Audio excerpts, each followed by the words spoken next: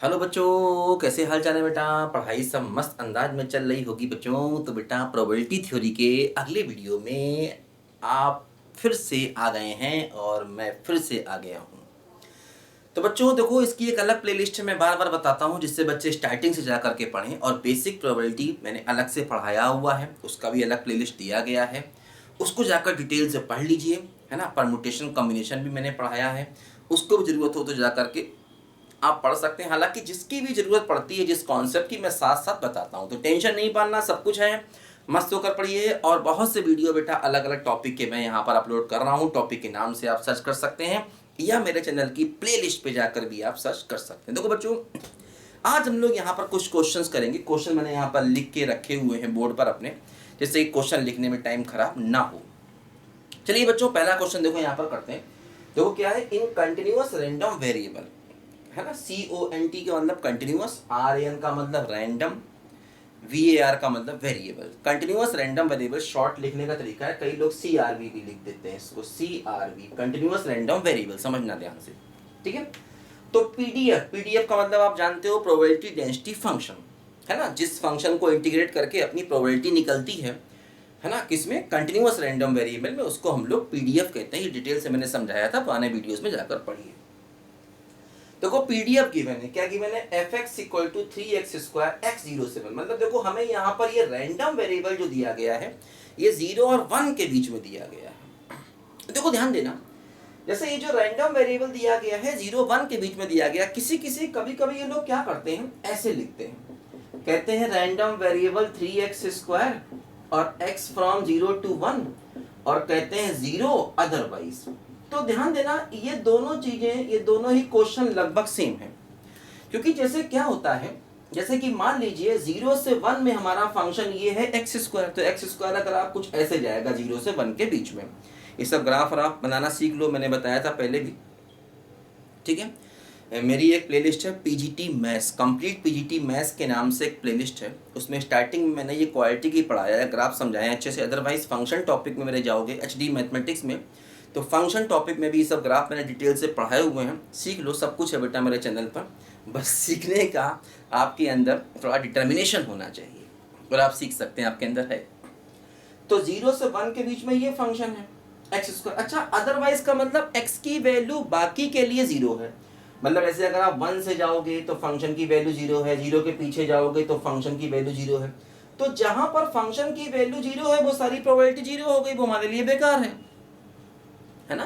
तो अगर फंक्शन की वैल्यू 1 के आगे जैसे ऐसे लिखें या ऐसे लिखें, बात बराबर है। मतलब जब फंक्शन की वैल्यू 0 हो गई, अदरवाइज का मतलब ये हुआ कि अगर आप x को 1 से बढ़ा लोगे तो फंक्शन की वैल्यू 0 है, अगर आप x को छोटा लोगे तब भी फंक्शन की वैल्यू 0। और एक बात ध्यान रखना, इक्वल टू है या नहीं, यहाँ पर उससे फर्क नहीं पड़ता। मैंने बताया था एक पॉइंट पर इंटीग्रेशन से कंटिन्यूअस रैंडम वेरिएबल में फर्क नहीं पड़ता, डिस्क्रीट में पड़ता है। ध्यान रखना, डिस्क्रीट में बहुत पड़ता है। डिस्क्रीट में एक पॉइंट पर लेने या ना लेने से प्रोबेबिलिटी पर फर्क पड़ जाता है, लेकिन कंटिन्यूअस रैंडम वेरिएबल में एक आध पॉइंट लेने या ना लेने से प्रोबेबिलिटी पर फर्क बिल्कुल भी नहीं पड़ता।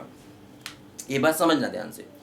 तो मतलब ये दोनों सवाल एक्चुअली सेम ही है, क्योंकि जो आगे 1 के आगे 0 के पीछे वाला फंक्शन है वो मेरे किसी काम का नहीं है, क्योंकि वहां हर जगह प्रोबेबिलिटी 0 है। देखो सवाल इसने क्या पूछा, इसने कहा ए और बी निकालो अगर ऐसा है। सबसे पहले देखो ये रिजल्ट दिया गया है, ये रिजल्ट गिवन है, और ए बी फाइंड करना क्या है, P X lesser equal to A equal to P X. मतलब X lesser equal to A की जो प्रोबेबिलिटी है वो P X greater than A की प्रोबेबिलिटी के बराबर है। देखो मान लो जैसे ए यहां पर है कहीं, तो x lesser equal to a की प्रोबेबिलिटी का मतलब क्या हुआ, इसका मतलब हुआ कि x फ्रॉम 0 टू a, क्योंकि अगर आप 0 के पीछे जाएंगे तो वो प्रोबेबिलिटी तो पहले से ही 0 हमारे किसी काम की नहीं है। और x ग्रेटर देन a का मतलब क्या हुआ कि प्रोबेबिलिटी हमें लेनी है a से लेकर के 1 तक। अब देखो ध्यान दो, जैसे यहाँ इक्वल है यहाँ नहीं है, या यहाँ इक्वल होता यहाँ नहीं होता, तो उससे कोई मतलब ज्यादा नहीं है ना। तो एक्चुअली ऐसा हमें दिया गया कि मतलब a से 0 तक की जो प्रोबेबिलिटी है और a से 1 तक की जो प्रोबेबिलिटी है वो बराबर है ना। ये बात ध्यान रखना। अब देखो इसका मतलब ये हुआ कि a एक ऐसा पॉइंट है, देखो जैसे आपने जब 0 से a तक की प्रोबेबिलिटी को लिया, तो 0 से a तक की प्रोबेबिलिटी का मतलब 0 से a तक इसको इंटीग्रेट करना पड़ेगा, तो हमें क्या मिलेगा, ये वाला एरिया मिलेगा। और a से 1 तक का मतलब आपको फंक्शन को a से 1 तक इंटीग्रेट करना पड़ेगा, तो आपको ये वाला एरिया मिलेगा। तो मतलब ये दोनों एरियाज बराबर हैं और ऐसे पॉइंट को ही मीडियन कहा जाता है, मैंने बताया था। तो एक्चुअली यहाँ पर जो हमारा a है ना, ये a क्या है, a हमारा यहाँ पर मीडियन है, समझो बात को ध्यान से। एक तरीके से उसने हमसे मीडियन ही निकलवाया है। अगर वो सवाल ये कहता कि इसका मीडियन निकालिए, तब भी हमें यही काम करना होता है ना। अब देखो आसान है, तो 0 से a तक जाना है तो आप इंटीग्रेट कर दीजिए 0 से a तक। किसको, फंक्शन को। फंक्शन आप यही लेंगे 3x² dx। और उसके बाद देखो a से 1 तक जाना है तो a से लेकर के 1 तक आप इंटीग्रेट कर दीजिए किसको, फंक्शन को, 3x² dx। ठीक, अब आप यहां से इंटीग्रेशन कर लेंगे तो 3 बाहर आ गया, x³ का इंटीग्रेशन x² का इंटीग्रेशन x³/3 हो गया। और 0 से लेकर a तक है, यहाँ पर देखो 3 बाहर आ गया, ये हो गया x³/3। और a से लेकर 1 तक है, देखो 3 3 कैंसिल हुआ, x की जगह a रखोगे तो a³ 3 - 0। यहाँ भी 3 3 कैंसिल हुआ, x की जगह आप 1 रखेंगे तो 1³ मतलब 1 - a³ होगा, तो 2a³ बराबर 1 हो गया। तो a³ बराबर 1/2 हो गया और a की वैल्यू क्या हो गई, 1/2 की पावर 1/3 हो गई। ध्यान रखना जो भी a आएगा वो 0 1 के बीच में होना चाहिए। कई बार क्या होता है, इस इक्वेशन को सॉल्व करके दो a आते हैं, एक a रैंडम वेरिएबल के बीच में होता है, एक बाहर होता है, तो जो बीच वाला होता है उसको लेना पड़ेगा क्योंकि जो a है वो 0 1 के बीच में है। तो यहाँ पर देखो बच्चों, हम लोगों ने a की वैल्यू को निकाल लिया जो कि हम निकालना चाहते थे, है ना।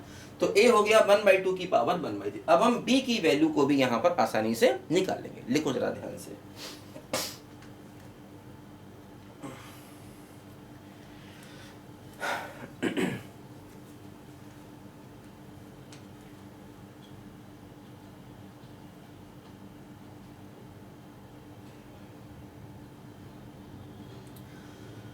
जब आती होगी याद मेरी है, जब आती होगी याद मेरी,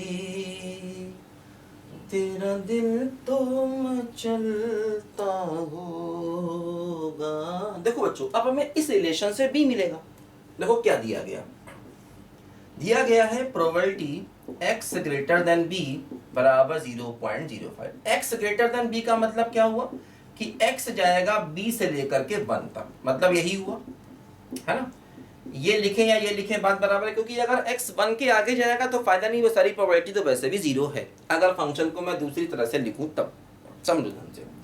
तो यहाँ पर क्या हुआ, देखो b से लेकर के 1 तक, और fx की वैल्यू क्या है, फंक्शन की वैल्यू क्या है, ये है 3x² dx, है ना भाई। जिस हिस्से में आपको प्रोबेबिलिटी चाहिए उस हिस्से में आपको फंक्शन को इंटीग्रेट करना पड़ता है, आप जानते हैं सारी बातें। और ये क्या हो जाएगा, ये 5/100 इसको लिख सकते हैं, है ना। अब देखो यहाँ पर क्या हुआ, 3x³/3 हो जाएगा, तो x की जगह पहले अपर लिमिट, तो 1 - b³/3 हो जाएगा यहाँ पर, और ये 1/20 हो जाएगा यहाँ पर, 3 से 3 कैंसिल हो जाएगा। तो क्या बचेगा, देखो यहाँ पर b³ की वैल्यू हो जाएगी 1 - 1/20 तो 19/20, और b क्या हो जाएगा 19/20 की पावर 1/3। तो बच्चों काफी इजी यहाँ पर क्वेश्चन है, बस थोड़ा सा हमको बेसिक क्लियर होना चाहिए और ये क्वेश्चन हम लोग आसानी से सारे कर लेंगे, ठीक है ना। लिखो जल्दी से। देखो ध्यान रखना, a है मीडियन, b नहीं, b मीडियन नहीं है, क्योंकि a क्या कर रहा था, इक्वल पार्ट में डिवाइड कर रहा था पूरे एरिया को। तो जो इक्वल पार्ट में पूरे एरिया को डिवाइड करता है वो हमारा मीडियन होता है, ध्यान देना। लिखो जरा ध्यान से बच्चों, थोड़ा आज बोलने में दिक्कत हो रही है क्योंकि दांत में मेरे दर्द है। कल डेंटिस्ट के पास गया था, दांत दिखाया, उसने दांत पर जो है वो ड्रिल मशीन टाइप की होती है, उसको चला के इतना पेन किया भाई साहब, बता नहीं सकता। लेकिन पेन तो बेटा लाइफ में सहना ही पड़ता है, ध्यान रखना। पेन को सहने की आदत डालनी पड़ती है लाइफ में, है ना। तो कोई टेंशन नहीं है, टेंशन जाएगा पेंशन लेने, फिर भी मैं बोल रहा हूँ, बात कर रहा हूँ, पेन किलर खाया मैंने, कोई टेंशन नहीं है। हाँ चलिए बच्चों आगे बढ़ते हैं। देखो देखो ध्यान दो, इस क्वेश्चन को मिटाते हैं।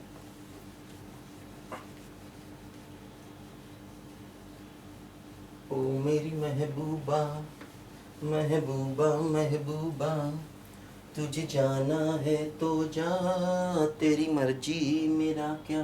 देखो बच्चों, CRV मतलब कंटिन्यूअस रैंडम वेरिएबल, CRV का मतलब continuous random variable. PDF function ये दिया गया है, फंक्शन PDF दिया गया, फाइंड मीडियन, मीडियन निकालना है। देखो ध्यान दो, PDF क्या दिया गया, फंक्शन मतलब प्रोबेबिलिटी डेंसिटी फंक्शन दिया गया है। fx की वैल्यू 2x है अगर x 0 से हाफ तक है, fx की वैल्यू 4/3 माइनस 2x/3 है अगर x की वैल्यू हाफ से 2 तक है, अदरवाइज 0। मतलब इनके अलावा फंक्शन की वैल्यू क्या है, 0 है। देखो वही बता रहा था ना मैं, कई बार सवाल को ऐसे भी ये लोग लिख देते हैं, तो उन्होंने वैसा ही लिख दिया। देखो ध्यान दो थोड़ा सा, अगर हम, ये सवाल अच्छा है, देखो अच्छा इसलिए है क्योंकि यहाँ पर मीडियन निकालना है, तो थोड़ा सा मीडियन निकालने के लिए हमें ध्यान देना पड़ेगा, अदरवाइज हम गलती कर जाएंगे। सवाल काफी अच्छा, देखो ध्यान दो, 0 से हाफ तक फंक्शन 2x है, 2x का मतलब ये कुछ ऐसे करके जा रहा होगा 0 से हाफ तक, लगभग ग्राफ इसका ऐसे बनेगा। y बराबर 2x लाइन जो है ना, y बराबर mx लाइन हमेशा ओरिजिन से पास होती है, ठीक है। फिर हाफ से लेकर 2 तक अगर आप जाएंगे, तो हाफ से लेकर 2 तक आप जाएंगे तो ये ग्राफ कुछ ऐसा कुछ यहाँ पर बनना चाहिए, है ना। हाफ से लेकर 2 तक अगर आप जाएंगे तो ये ग्राफ कुछ ऐसे करके देखो यहाँ पर बनना चाहिए, ये ऐसा ग्राफ। अरे भाई लाइन है, लाइन को बना सकते हो, y बराबर 4/3 है ना, और माइनस 2x/3 है। देखो सेकेंड केस में ये लाइन है हाफ से लेकर 2 तक, तो लाइन कैसे ड्रॉ करते हो, कोई भी स्ट्रेट लाइन ड्रॉ करनी हो तो कैसे ड्रॉ करते हो, एक बार x को 0 रख दो, x को 0 रख दोगे तो y की वैल्यू क्या मिल जाएगी, 4/3, इजी। एक बार y को 0 रख दो, y को 0 रख दोगे तो x की वैल्यू देखो यहाँ से 2 मिल जाएगी, चेक करो, है ना। तो भाई कभी भी स्ट्रेट लाइन को ड्रॉ करना हो तो एक बार x को 0 रख दो, एक बार y को 0 रख दो, तो उससे आपको 2 पॉइंट्स मिल जाएंगे। अब देखो ये क्या हुआ, ये हुआ 0,4/3, तो 0,4/3 का मतलब यहाँ पर कहीं पॉइंट आया, और ये क्या हुआ, ये हुआ 2,0, तो यहाँ पर कहीं पॉइंट आया, लाइन ऐसे जाएगी। लेकिन हमें ये लाइन चाहिए कहाँ से कहाँ तक है, हाफ से 2 तक चाहिए, तो हाफ से 2 तक के बीच की देखो ये लाइन हुई, ये हमको लेनी है बस केवल, है ना। हाफ पर वैल्यू क्या होगी, 1 होगी। देखो जैसे यहाँ पर हाफ पर वैल्यू क्या होगी, 1 होगी। x को हाफ रखोगे यहाँ पर तो यहाँ से भी देखो वैल्यू 1 मिलेगी, और x को हाफ अगर यहाँ रखोगे तो यहाँ से भी वैल्यू 1 मिलेगी। हालांकि हाफ पर इक्वल कहीं इन्होंने दिया नहीं है, आप लगा लो इक्वल, कोई बात नहीं, इक्वल होगा या नहीं होगा फर्क नहीं पड़ता है। ऐसे हाफ पर इक्वल लोगे तो यहाँ से भी वैल्यू 1 होगी, और इस साइड से भी अगर x को हाफ रखोगे तब भी वैल्यू 1 आएगी। मतलब ये फंक्शन दोनों तरफ से 1 की तरफ जा रहा है, मतलब फंक्शन कंटिन्यूअस है, ऐसे समझिए इसको आप, है ना। तो मतलब इस टाइप से तो ग्राफ इसका दिया गया। अच्छा y बराबर 2x लाइन, y बराबर mx लाइन हमेशा ओरिजिन से पास होती है ना। x को अगर आप 0 रखोगे तो y 0, x को हाफ रखोगे तो y 1, तो ये y बराबर mx लाइन होगी। तो ये देखो हमने इसका रफ ग्राफ बना लिया। रफ ग्राफ बनाने से हमेशा थोड़ा सा फायदा रहता है। अब सवाल बहुत टफ हुआ, ग्राफ ना बना पाए तो जाने दीजिए, मतलब ग्राफ बनाना कोई कंपलसरी यहाँ नहीं है। लेकिन देखो जैसे इस सवाल में अगर हमने ग्राफ बना लिया तो हमको कॉन्सेप्ट ज़्यादा क्लियर होगा, अदरवाइज हम थोड़ा परेशान होंगे। देखो कैसे, अब देखो बच्चों होगा यहाँ पर क्या कि जैसे हमें मीडियन चाहिए, देखो क्या होगा कि मीडियन का मतलब ऐसा पॉइंट जो इक्वल एरिया में डिवाइड करे। अब मान लीजिए, अब देखो यहाँ पर दिक्कत ये है कि वो पॉइंट इधर होगा या इधर होगा, ये है। लग तो रहा है कि वो पॉइंट इधर होगा, क्योंकि अगर वो पॉइंट इधर होगा तो ये दोनों एरिया बराबर नहीं हो सकते। लेकिन अगर वो पॉइंट इधर होगा तो अब यहाँ से ये वाला एरिया और ये वाला एरिया इक्वल होने के चांसेस हैं। तो लग तो रहा है कि जो m मीडियन होगा वो हाफ के आगे होगा, ऐसा लग रहा है। क्योंकि अगर m मैं पीछे ले लेता हूँ यहाँ पर, तो अब देखो अगर मैं m यहाँ लेता हूँ तो ये एरिया और ये एरिया इक्वल होने के चांसेस कम हैं। लेकिन अगर मैं m को यहाँ लेता हूँ तो दोनों एरिया के इक्वल होने के चांसेस ज़्यादा हैं। तो इसलिए लग तो रहा है कि m हाफ के आगे होगा, फिर भी हम कंफर्म नहीं है। देखो उसका तरीका यहाँ पर, क्योंकि देखो उससे फर्क पड़ेगा। अगर m यहाँ हुआ, अगर m यहाँ हुआ तो अब आप 0 से m तक इंटीग्रेट करेंगे। जैसे कि मान लो अगर m यहाँ हुआ, अगर m यहाँ हुआ तो हमें 0 से m तक फंक्शन को इंटीग्रेट करना है। तो अगर हम 0 से m तक फंक्शन को इंटीग्रेट करना चाहेंगे तो ये वाला फंक्शन रखना पड़ेगा। लेकिन अगर m मान लो यहाँ पर हुआ, अगर m मान लो यहाँ पर हुआ, अगर m यहाँ हुआ तो ऐसे करना होगा। लेकिन अगर m यहाँ हुआ और अगर हमें 0 से m तक इंटीग्रेट करना हुआ तो क्या करना होगा, हमें फंक्शन को दो पार्ट में ब्रेक करना होगा। पहले हमें 0 से हाफ तक जाना होगा। 0 से हाफ तक हमारे फंक्शन की वैल्यू क्या होगी, 2x होगी। और फिर हमें हाफ से 1m तक जाना होगा, और हाफ से m तक में फंक्शन की वैल्यू देखो हमको यहाँ पर ये रखनी पड़ेगी, समझो बात को ध्यान से। तो इसलिए इसका फर्क पड़ेगा कि m यहाँ कहाँ लिया गया, क्योंकि बिना इंटीग्रेशन के निकलेगा तो है नहीं मीडियन, है ना भाई। मीडियन का मतलब मैंने क्या बताया था, मीडियन का मतलब मैंने बताया था कि अगर मान लो आपका फंक्शन a से लेकर b तक है, अगर आपका फंक्शन मान लो a से मतलब रैंडम वेरिएबल की वैल्यू अगर मान लो a से b तक है, तो मैंने क्या बताया था कि m पॉइंट यहाँ अगर होगा तो a से m तक जो फंक्शन का इंटीग्रेशन है और जो b से m तक फंक्शन का इंटीग्रेशन है वो दोनों बराबर होंगे, क्योंकि ये एरिया और ये एरिया इक्वल होगा। या ऐसा भी कह सकते हैं कि इसको भी हाफ के इक्वल कर दिया जाए और इसको भी हाफ के इक्वल कर दिया जाए, क्योंकि पूरा एरिया तो 1 होता है भाई। रैंडम वेरिएबल की वैल्यू अगर आप a से b तक दी गई है, a से b तक अगर आप फंक्शन को इंटीग्रेट करेंगे तो टोटल प्रोबेबिलिटी का सम आएगा। टोटल प्रोबेबिलिटी का सम का मतलब पूरा एरिया वो 1 होगा। मतलब अगर आप फंक्शन को a से b तक इंटीग्रेट करना चाहेंगे तो फंक्शन को a से b तक इंटीग्रेट करने पर वो आंसर 1 आएगा। यहाँ पर भी अगर आप पूरे फंक्शन को 0 से 2 तक इंटीग्रेट कर देंगे तो आप देखेंगे 0 से 2 तक पूरे फंक्शन का इंटीग्रेशन 1 आएगा, हमेशा आएगा। ये मैंने बताया भी था, क्योंकि तभी वो पीडीएफ होगा और फंक्शन को पॉजिटिव भी होना चाहिए, है ना। तो जैसे अगर आप 0 से 2 तक फंक्शन को इंटीग्रेट करें तो 0 से 2 तक अगर आप फंक्शन को इंटीग्रेट करेंगे तो क्या होगा, 0 से 2 तक फंक्शन डायरेक्ट इंटीग्रेट नहीं होगा, पहले 0 से हाफ जाना होगा। तो अगर आप 0 से हाफ जाएंगे तो फंक्शन की वैल्यू को ये रखेंगे, ठीक है ना। और इसके बाद फंक्शन को हाफ से 2 तक जाना होगा, अगर आप हाफ से 2 तक जाएंगे तो फंक्शन की वैल्यू ये रखेंगे। तो इस पूरे का जो इंटीग्रेशन आएगा, अगर आप इस इंटीग्रेशन को करें, सिंप्लीफाई करें, तो इस पूरे इंटीग्रेशन का आंसर 1 आएगा। ये कंफर्म है, क्योंकि तभी ये पीडीएफ है। कई बार क्या होता है, वो कहते हैं कि सवाल चेक करो ये पीडीएफ है कि नहीं है। तो ये तरीका मैंने सिखाया था पिछली वीडियो में आपको कि पीडीएफ चेक कैसे करते हैं। पीडीएफ चेक करने के 2 तरीके हैं। क्या, एक तो चेक करना होगा जो फंक्शन की वैल्यूज हैं वो पॉजिटिव है कि नहीं है। दूसरा, पूरा इंटरवल में जो इंटीग्रेशन है, पूरे इंटरवल में जो इंटीग्रेशन है, क्योंकि देखो अब अदरवाइज का मतलब कि 2 के आगे और 0 के पीछे वाला फंक्शन तो 0 है, उससे हमें कोई फायदा होना नहीं है, है ना। वैसे तो इसने ये जो फंक्शन डिफाइन है ये पूरी रियल लाइन पर डिफाइन है। एक्चुअली देखा जाए तो ये फंक्शन पूरी रियल लाइन पर डिफाइन है, क्योंकि देखो 0 से हाफ तक भी है, हाफ से 2 तक भी है, अदरवाइज 0। अदरवाइज 0 का मतलब क्या है, 2 के आगे अगर x लोगे तब भी फंक्शन की वैल्यू 0 है, और अगर 0 के पीछे x को लोगे तब भी फंक्शन की वैल्यू 0 है। लेकिन जो फंक्शन की वैल्यू 0 है उससे हमको कोई लेना देना एक्चुअली है नहीं, क्योंकि वहां तो प्रोबेबिलिटी 0 ही आएगी। जब फंक्शन की वैल्यू 0 होगी, 0 को इंटीग्रेट करोगे तो आंसर 0 ही आएगा, ये बात समझो। तो इसलिए बाकियों से हमको मतलब नहीं है, जो अदरवाइज करके लिखते हैं हमारे लिए कोई फायदे का चीज नहीं होती, कभी ध्यान रखना, है ना। तो पूरे का इंटीग्रेशन अगर आप करोगे तो इसका आंसर अपने आप ही बनाएगा, चाहे तो करके आप देखो, तभी वो पीडीएफ है। उसने लिखा है कि ये पीडीएफ, इसका मतलब ऐसा हो रहा होगा। हाँ, अगर वो पूछता कि पीडीएफ है कि नहीं तो हम यही बात फिर चेक करते, ठीक है ना। तो इसीलिए बच्चों जब हमें मीडियन निकालना है तो हमें मीडियन निकालने के लिए एक्चुअली ये काम करना पड़ता है। मैंने बताया था आपको कि भाई a से m तक का इंटीग्रेशन भी हाफ होगा, m से b से m तक का m से लेकर b तक का भी इंटीग्रेशन हाफ होगा, m से लेकर के b तक का भी इंटीग्रेशन क्या होगा, हाफ होगा। दोनों इंटीग्रेशन हाफ हाफ होंगे, क्योंकि पूरा इंटीग्रेशन 1 है, इसीलिए हमेशा होगा ऐसा, और दोनों इक्वल है। तो अब दिक्कत ये कि अगर हम 0 से m तक इंटीग्रेट करना चाहेंगे फंक्शन को, तो m यहाँ है या यहाँ है, देखना पड़ेगा ना ये, क्योंकि ऐसे कैसे आप 0 से m तक इंटीग्रेट कर लेंगे, या m से 2 तक अगर आपको इंटीग्रेट करना तो तब भी देखना पड़ेगा कि m यहाँ है या यहाँ है। तो ये एक इंपॉर्टेंट बात इस सवाल में है, समझो ध्यान से। देखो अब ये बात कैसे मालूम करें कि m कहाँ है। देखो इसका एक तरीका देखो यहाँ पर ये है, इसका देखो तरीका यहाँ पर ये है कि आप ऐसा करो कि जैसे आप ऐसा करो कि इसको 0 से हाफ तक इंटीग्रेट करो। 0 से हाफ तक मान लो हम फंक्शन को अपने इंटीग्रेट करें, मान लो तो 0 से हाफ तक अगर हम फंक्शन को इंटीग्रेट करेंगे तो फंक्शन की वैल्यू हमें 2x रखनी पड़ेगी। तो क्या होगा, 2 इंटू एक्स स्क्वायर बाई 2 आएगा, और 0 से लेकर हाफ तक होगा, 2 कैंसिल, तो क्या होगा 1/4 आ गया। तो मतलब देखो यहाँ पर ये हुआ कि 0 से हाफ तक हमारा जो इंटीग्रेशन है ये 1/4 आया।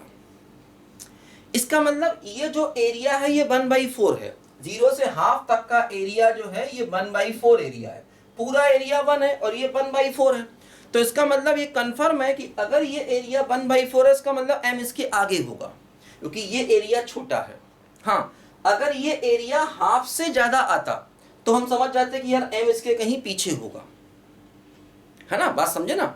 तो मतलब 0 से हाफ तक जब हमने इंटीग्रेट किया तो एरिया की वैल्यू 1/4 आई। इसका मतलब ये हुआ कि ये एरिया पूरे का 1/4 है। हाँ, ये क्वार्टाइल हो गया, इसका मतलब हाफ जो है ये Q1 हो गया। मैंने बताया था Q1 और Q3, है ना, first quartile and third quartile, ये दो ऐसे पॉइंट्स होते हैं जो पूरे एरिया को 1/4 में डिवाइड करते हैं।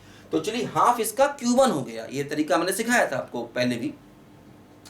तो ये बात यहां से कंफर्म हो गई, चूंकि ये एरिया 1/4 है, इसका मतलब ये एरिया हाफ से कम है। अगर ये एरिया हाफ आता तो यही हमारा मीडियन हो जाता। अगर ये एरिया हाफ से ज्यादा आता तो इसका मतलब मीडियन यहाँ कहीं होता। ये एरिया हाफ से कम आया, इसका मतलब मीडियन यहाँ कहीं होगा।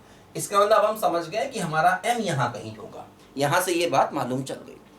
अब चूंकि m यहाँ पर है और हमें m चाहिए, तो अब आप दो तरीके से कर सकते हैं। आप 0 से m तक फंक्शन को इंटीग्रेट करिए और उसको हाफ के इक्वल कर दीजिए, या फिर आप m से लेकर 2 तक फंक्शन को इंटीग्रेट करिए और उसको हाफ के इक्वल कर दीजिए। अब 0 से लेकर m तक इंटीग्रेशन में क्या करना होगा, 0 से हाफ जाना है, हाफ से m जाना है, दो दो फंक्शन लेने पड़ेंगे आपको। तो 0 से m वाला अगर आप इससे करोगे सवाल थोड़ा टिपिकल पड़ेगा, क्योंकि अगर आप 0 से m तक जाना चाहोगे तो 0 से हाफ तक फंक्शन की वैल्यू ये रखनी पड़ेगी और हाफ से m तक आपको फंक्शन की वैल्यू ये रखनी पड़ेगी। इंटीग्रेशन को दो पार्ट में ब्रेक करना होगा, क्योंकि फंक्शन की देखो वैल्यू चेंज हो रही है। ये बेसिक इंटीग्रेशन आपको आता होगा, नहीं आता है तो ये भी मैंने पढ़ाया है मेरे HD मैथमेटिक्स चैनल पर। इंटीग्रेशन है, पूरा डिटेल से है, डेफिनेट इंटीग्रेशन है, जाके पढ़ लो। ज्ञान कोश IIT मैथ्स दूसरा चैनल है, उस पर भी डेफिनेट इंटीग्रेशन है ना। 11-12 के वीडियो तो बेटा मैंने दो टाइप से अपलोड किए हुए हैं, समझ लो। एक HD मैथमेटिक्स में वीडियो थोड़े लंबे लंबे हैं, ज्ञान कोश में वीडियो थोड़े छोटे छोटे हैं, लेकिन वीडियो हैं वो भी बहुत इंपॉर्टेंट है। बात समझे। तो ये काम ज़्यादा आसान हमारे लिए, तो हम इसी को लेकर के चलते हैं। तो क्या होगा देखो, इंटीग्रल m to 2 और fx। अब देखो m से 2 तक जाना है, तो m से 2 का मतलब वो हाफ और 2 के बीच में है, तो आपको यही एक फंक्शन लेना है बस। आपको दो फंक्शन नहीं लेने, आपको इंटीग्रेशन को ब्रेक नहीं करना, क्योंकि m से 2 का मतलब वो हाफ और 2 के बीच में है, हाफ और 2 के बीच में है, तो आपको फंक्शन यही वाला लेना है। तो यही फंक्शन आप ले लीजिए, इसमें आपको दो चीजों में ब्रेक नहीं करना पड़ेगा, ये फायदा होगा, ठीक है। अब देखो यहाँ पर क्या हुआ, इसको इंटीग्रेट करो तो क्या हुआ, 4/3 इंटू एक्स होगा, x की वैल्यू 2 माइनस m रखोगे। यहाँ पर देखो 2/3 और x²/2 होगा, और x² की जगह क्या रखोगे, 4 माइनस m रखोगे, तो ये क्या हो गया, 1/2 हो गया। बात समझे। तो इसको जब हम सिंप्लीफाई करेंगे तो देखो यहाँ से हमको m की वैल्यूज मिलेंगी, है ना। इसको सिंप्लीफाई किया जाए, ये क्या हुआ, 8/3 माइनस 4m/3 हुआ, और यहाँ पर क्या हुआ बोलो, 4/3 और प्लस का m/3 हुआ। बात समझे, इक्वल टू 1/2 हुआ। एक सेकंड गलती हो गई, सॉरी, ये 2/3 बाहर आया तो ये m² होगा, यहाँ पर ये m² होगा, सॉरी, है ना। 2/3 बाहर आया माइनस का, तो x²/2 हुआ, उसको ही बाहर ले लिया, x की जगह अपर लिमिट, हाँ तो ये m² होगा, ठीक। देखो समझो ध्यान से, ये दो कैसे हो गए, हाँ ये माइनस होगा यहाँ पर और ये प्लस होगा, ठीक। देखो अब क्या हुआ, क्वालिटी की क्वेश्चन बन गई, m की दो वैल्यू है, कोई बात नहीं, आने दो। क्या देखो हुआ, सबको 3 से मल्टीप्लाई कर दो, तो m² माइनस 4m और ये प्लस का 4 इक्वल टू 3/2, यानी कि -3/2 बराबर 0 हो जाएगा। तो m² माइनस का 4m प्लस का 5/2 बराबर, देखो यहाँ से 0 हो जाएगा। अब देखो यहाँ से हमको m की दो वैल्यूज मिलेंगी, क्वाड्रेटिक बन गया ना, कोई बात नहीं, मिलने दो। m की वैल्यू क्या हो गई, -b plus minus √b² minus 4ac।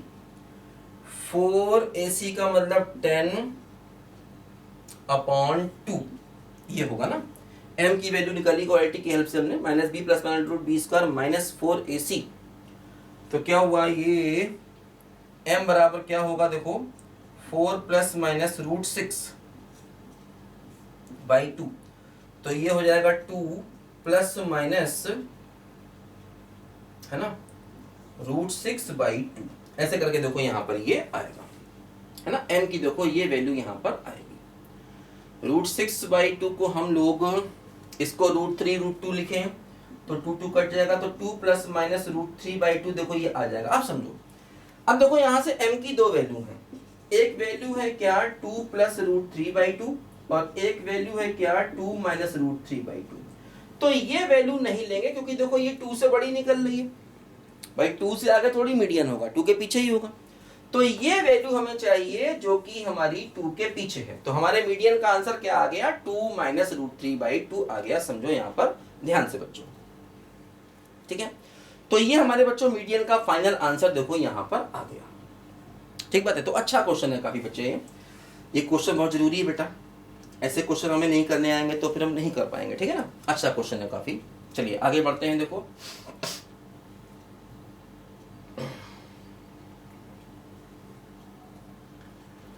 ये समा है ये प्यार का, किसी के इंतजार का, दिल ना चुरा ले कहीं मेरा मौसम बहार का, बसने लगे आँखों में कुछ ऐसे सपने, कोई बुलाए जैसे नैनों से अपने।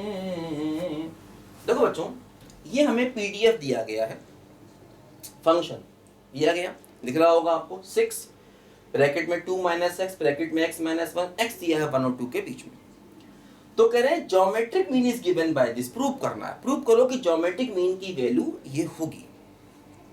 देखो बच्चों ध्यान दो, मैंने बताया था कि अगर मान लो ज्योमेट्रिक मीन को मैं g मान लूं, अगर हम लोग ज्योमेट्रिक मीन को g मान लें तो ये फार्मूला होता है log ऑफ g बराबर, अब देखो यहाँ पर क्या दिया गया, जो हमें इंटरवल दिया वो 1 से 2 दिया गया, तो हमें 1 से 2 तक इंटीग्रेट करना पड़ेगा, दिख रहा है ना, हाँ दिख रहा है।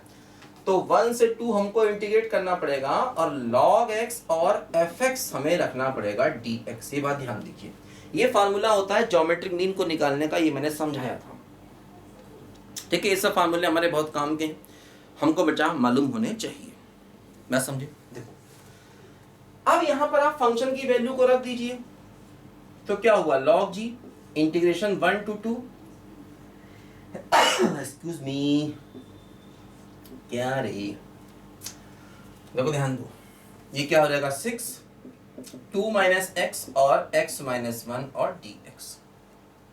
देखो अब इसको हमें इंटीग्रेट करना होगा, 6 को बाहर ले लिया जाए, ये हो गया 1 से 2 और log x dx, इसको मल्टीप्लाई करें तो 2x - 2 माइनस का x², तो माइनस का x² तो माइनस का x और -2 और dx। ऐसा देखो यहाँ पर ये कुछ होगा, सही है ना। क्या आएगा देखो, 2x - 2 माइनस x² और प्लस x, बोलो 2x - 2 माइनस x² प्लस का x, तो माइनस का x², अच्छा और प्लस का 3x, प्लस का 3x होगा। देखो वही गलती कर जाते हैं ना, अभी ध्यान नहीं देते तो माइनस कर, ठीक है ना, ये होगा, तो समझो ध्यान से। हाँ अब देखो इसको इंटीग्रेट करना है, इंटीग्रेशन बेटा हमको आना चाहिए। देखो यहाँ पर मल्टीप्लाई रूल से इंटीग्रेट करना पड़ेगा, ये मान लो पहला फंक्शन और ये मान लो दूसरा फंक्शन, क्योंकि आइलेट रूल के हिसाब से ये लॉग हुआ, आइलेट रूल होता है ना इंटीग्रेशन में, आइलेट है ना, फर्स्ट सेकंड मानने के लिए आइलेट रूल होता है, इसे मैंने पढ़ाया हुआ है। डेफिनेट इंटीग्रेशन बेटा हमको आना चाहिए, डेफिनेट इंटीग्रेशन बेटा हमको आना चाहिए, जाकर पढ़ लो, लिख दो definite integration class 12th by HD mathematics, निकल के आ जाएगा, या प्लेलिस्ट पे जाकर सर्च कर लो, अदरवाइज ज्ञान कोश चैनल मेरा है, उसमें केवल 11th 12th और IIT के ही वीडियो हैं, तो उसमें सर्च करना ज़्यादा ईजी है, जाके सर्च कर लोगे सब मिल जाएगा, ईजी है, ठीक है। तो लॉगरिथमिक और एल्जेब्रिक आइलेट रूल के हिसाब से, तो लॉगरिथमिक पहला और एल्जेब्रिक दूसरा हो जाएगा। देखो यहाँ पर क्या हो जाएगा, ये हो जाएगा पहला और दूसरे का इंटीग्रेशन, तो हो जाएगा माइनस का x³/3 प्लस का 3x² माइनस का 2x, और यहाँ पर पूरी पर लिमिट 1 से लेकर 2 तक, माइनस इंटीग्रल पहले का डिफरेंशिएशन 1/x और दूसरे का इंटीग्रेशन माइनस का x² प्लस का, सॉरी माइनस क्या लिख दिया, माइनस का x³ होगा, माइनस का x³ होगा और प्लस का 3x² होगा और माइनस का 2x होगा और dx, ऐसा करना होगा। अब हो जाएगा, x की पहले upper limit minus lower limit रखोगे, उसके बाद इसको अंदर ले जाओगे और सबको इंटीग्रेट कर दोगे, इसके बाद कर लेंगे तो ये रिजल्ट अपने आप ही निकल के आ जाएगा। यहाँ से कर लेंगे, इतना इजी है। थोड़ा करो, प्रैक्टिस करो बेटा सवाल करने की, भाई इतना तो हमें आना चाहिए करना है। तो बेसिक सिंपल इंटीग्रेशन है, कर पाओगे आगे, हमें लगता कर लोगे, बच्चे ना बनो। x को पहले 2 रखो, माइनस x को 1 रखो, फिर यहाँ पर देखो क्या करोगे, इसको अंदर ले जाओगे, x की जगह पहले अपर लिमिट माइनस s की जगह पहले लोअर लिमिट, इतना करना सीखो। इतनी कैलकुलेशन आनी चाहिए हमको, इतनी कैलकुलेशन हमको आनी चाहिए। करो करो, कोशिश करो, और अगर इतना नहीं आता तो सीखो पहले, क्योंकि फिर यही नहीं कर पाओगे तो सवाल क्या कर पाओगे। तो पहले इसी को जाके सीखो। अगर ये सब नहीं आता है तो पहले जाओ डेफिनेट इंटीग्रेशन में, इंटीग्रेशन कैसे करते हैं इसी को जाके सीखो पहले अच्छे से, फिर आगे पढ़ने कोई फ़ायदा वायदा है नहीं ज़्यादा। जब इंटीग्रेशन ही नहीं आएगा तो ये टॉपिक थोड़ी आएगा हमको। तो बेसिक पे जाके सीखो, थोड़ी मेहनत करो, लाइफ में करनी पड़ती है। ठीक है बच्चों, चलिए इस वीडियो में बेटा इतना ही, हम लोग अगले वीडियो में मिलेंगे और अच्छे अच्छे सवाल करेंगे। तब तक के लिए बाय बाय।